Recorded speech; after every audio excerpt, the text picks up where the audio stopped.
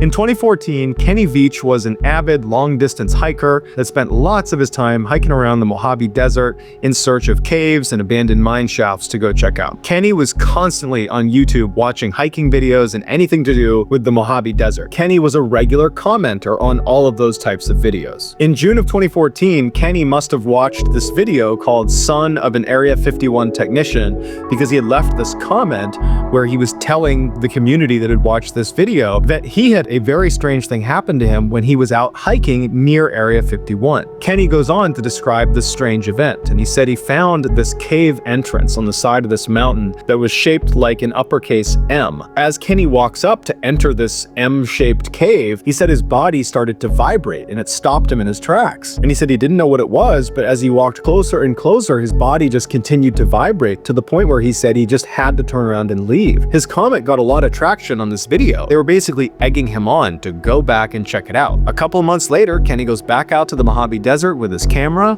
and he films himself looking for the M cave. When his girlfriend had not heard from him and couldn't get in touch with him, she called the police. The police launched this massive search for Kenny, and after about a week, they find his cell phone, and it was laying outside of an abandoned mine shaft. They get a camera and they feed it down into this mine shaft, and there's no one in there. And very clearly, no one had been down this mine shaft in a very long time. Certainly not Kenny. There were no tracks around where his phone was located, so no animal tracks or people tracks, and the phone didn't have blood on it or scratches on it. It was just sitting there with no new information. Beyond the cell phone, they had nothing else to go on, and eventually the search was terminated. Kenny never turned up. He was just gone after that. I do want to offer up one thing about his description of being near the cave that first time he saw it. He described his body vibrating to the point where he couldn't go any further and he had to turn around and leave. The United States military uses these things called access denial systems around their highly classified installations. Anywhere where you cannot risk